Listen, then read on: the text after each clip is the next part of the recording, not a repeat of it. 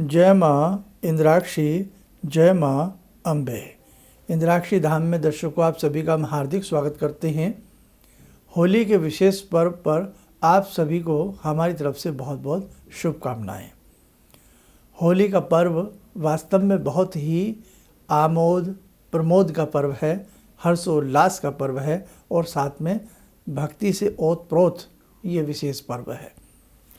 आज की रात्रि विशेष प्रकार की साधनाएं साधक करते हैं। होलिका की जो भस्म होती है उसके अनेकों प्रकार के लाभ हैं। इस अंक में हम आपको बताएंगे और कुछ बातें होली के बारे में बताएंगे। आइए पहले आज का हम पंचांग देखें।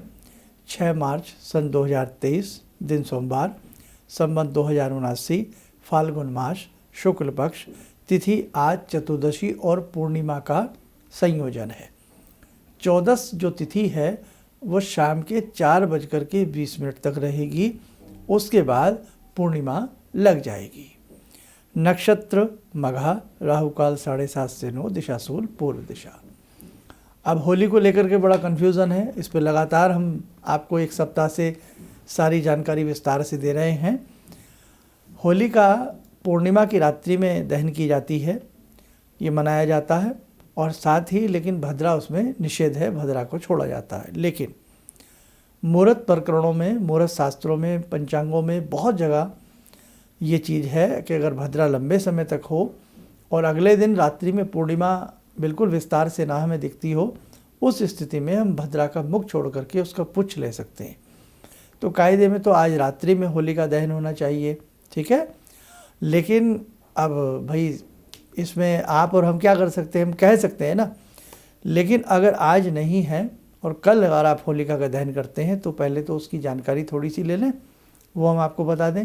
जहाँ भी होलिका दहन होता है वहाँ अगर आज हो रहा है तो आज जाइए, उसको अच्छे से पूछ के आइए। जैसे जैसे हमने होलिका विशेषांक में बताया था वो आप हमारा सुन लेना, ठीक है। कल हो रहा है तो कल आप चले जा कर के कल उसकी पूजा कर लेना।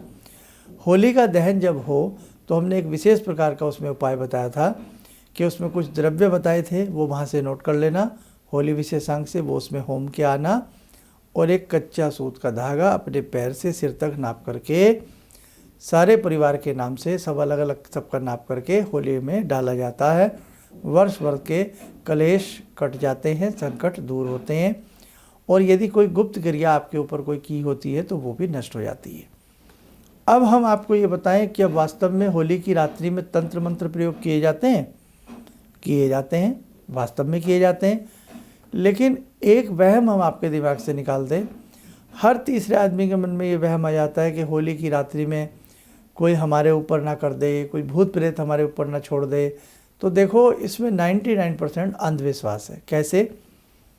उस सब चीज़ों के लिए एक प्रयोगकर्ता अच्छा अनुभवी होना चाहिए और वो अनुभव लाखों व्यक्तियों के बाद कोई एक होता है जिसके पास होता है। ये नहीं कि सभी तांत्रिक बन जाएं और सभी के पास ये गुप्त क्रियाएँ होती हैं। दूसरी बात, पुस्तक पढ़ करके कभी भी तंत्र प्रयोग नहीं करने चाहिए, उल्टा आपको नुकसान हो जाएगा। तो जो साधक तंत्र प्रयोग करते हैं या आज रात्रि में सोच रहे हैं, किसी पुस्तक को पढ़ करके सोच रहे हैं, सावधानी बरतें। अहित भी हो सकता है आपका स्वयं का।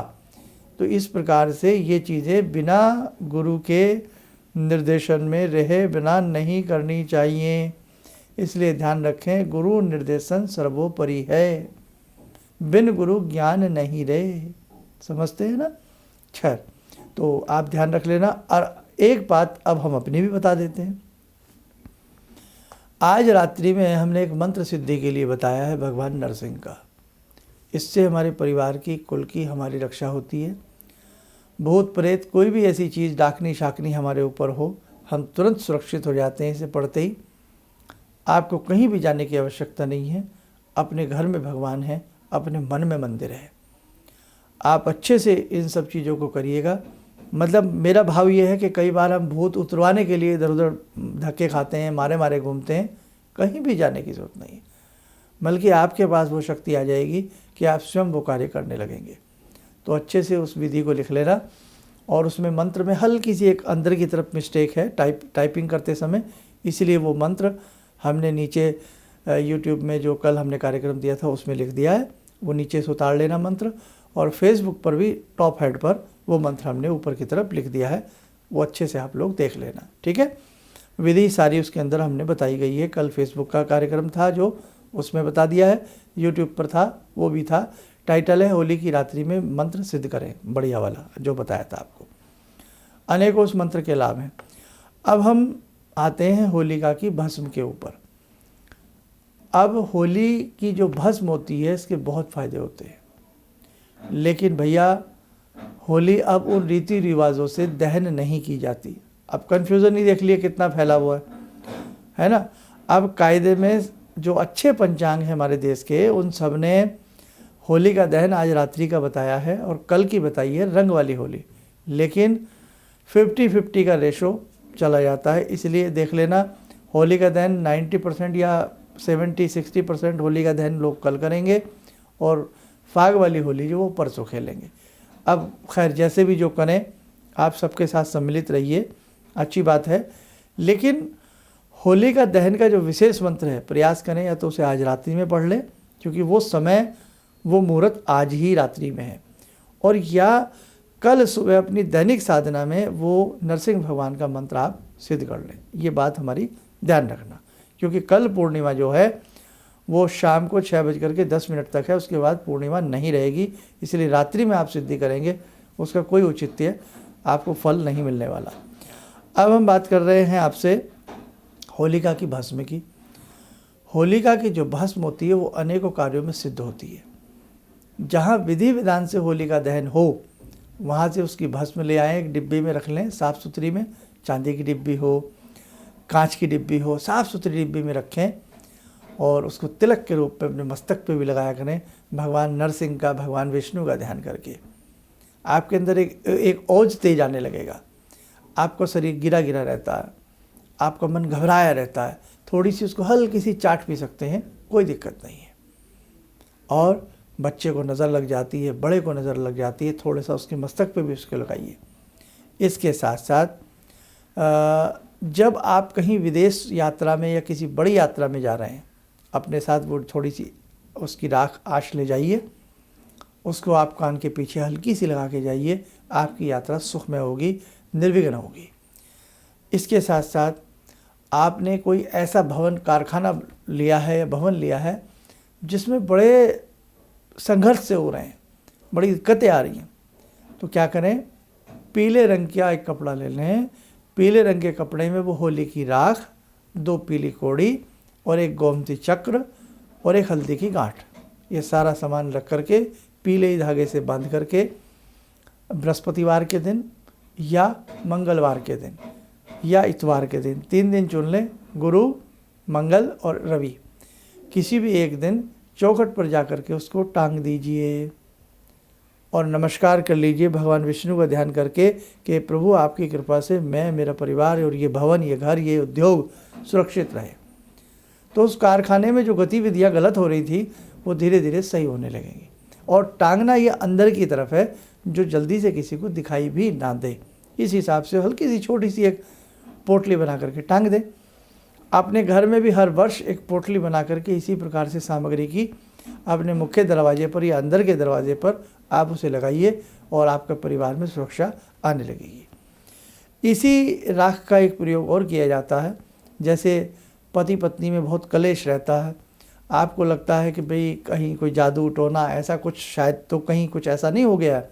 वैसे ऐसी चीज़ें मैं आपको सही बताऊं बहुत कम होती हैं, 90%, 99% ऐसा नहीं होता है। हमारे ऐसे ग्रह होते हैं, हमारा ऐसे भाग्य होता है। लेकिन फिर भी जो चीज़ें हैं, करने वाले आज भी हैं, ऐसी बात नहीं है। हर चीज़ के विद्यावान आज भी हैं, विद्यार्थी भी हैं। तो आप क्या करें, थोड़ी सी राख, मामूली सी राख, जो भी आपको एक दूसरे पार्टनर में जहाँ भी जो तकलीफ़ महसूस होती है, तो उनको किसी तरीके से उनके भोजन में या उनके मस्तक पर लगाई जाए। तिलक के रूप में तो हम लगा ही सकते हैं भाई, इतना तो प्रेम परिवार में हमारा रहता ही है। कोई भी ऐसा लगता है तो वो दूर होगा।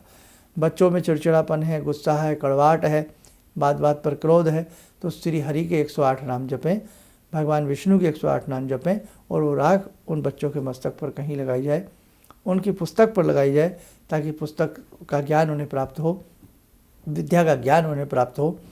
और यदि आपको लगता है कि कोई व्यक्ति आपको बड़ा प्रताड़ित कर रहा है, आपको परेशान कर रहा है, उस व्यक्ति का नाम लिखें, थोड़ी सी राख रखें, थोड़ा सा खुशबूदार चमेली का कोई भी फूल रख दें या उसकी पंखुड़ियाँ रख दें और किसी वजनदार चीज़ के नीचे उसे दबा करके कुछ समय के लिए रख दें। वो व्यक्ति आपको प्रताड़ित नहीं करेगा, आपकी तरफ उसका मोह रहेगा, आपकी तरफ उसका अट्रैक्शन रहेगा। ठीक है, ऐसा भी आप कर सकते हैं। और सुन लीजिए किसान भाई, सुन लीजिए, जहाँ खेतों में फसल कम होती हो, पशु ज़्यादा बीमार होते हैं, तो ये होली की राख का तिलक पशुओं को भी लगाया जाए और थोड़ा सा गंगा जल में ये राख मिला करके पशुओं को छींटा दिया जाए। पशु स्वस्थ होते हैं, निरोगी होते हैं। खेत खलिहान में भी इस राख को पानी में मिला करके या गोमूत्र के साथ मिला करके उसका यदा कदा छींटा दे दीजिए। आपकी खेतों में फसल में आपको अच्छा लाभ मिलेगा, ईश्वर की कृपा बनेगी। जिस घर में नज़र टोक बाधा ज़्यादा रहती हो तो वहाँ पर भी थोड़ा सा जल में मिला करके इस राख का छींटा देना चाहिए। किस दिन? रविवार या मंगलवार के दिन शुभता आएगी। ठीक है, आइए समय हो चला आज की ध्यानमाला का। श्री हरि की कृपा सबको प्राप्त हो। जुड़े श्रीमन्नारायण भगवान श्री नरसिंह भगवान से।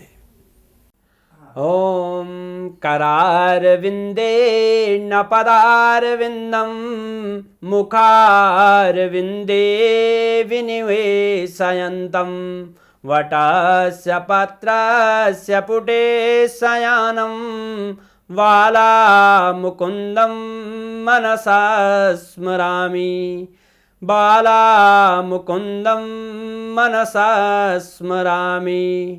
कस्तूरीतिलकं ललाटपटले वक्षस्थले कौस्तुभं नासाग्रे वरमौक्तिकं करतले वेणुकरे कङ्कणं सर्वाङ्गे हरिचन्दनं सुललितं कण्ठे च मुक्तावले गोपास्ति परिवेष्टितो विजयते गोपालचूडामणि शान्ताकारं भुजगशयनं पद्मनाभं सुरेशं विश्वाधारं गगनसदृशं मेघवर्णं शुभांगं लक्ष्मीकान्तं कमलनयनं योगवृद्ध्यानगम्यं वन्दे विष्णुं भवभयहरं सर्वलोकैकनाथं। कवच बना लें, ध्यान करें, नरसिंह भगवान का शुभ आशीष हम सबके ऊपर बरस रहा है।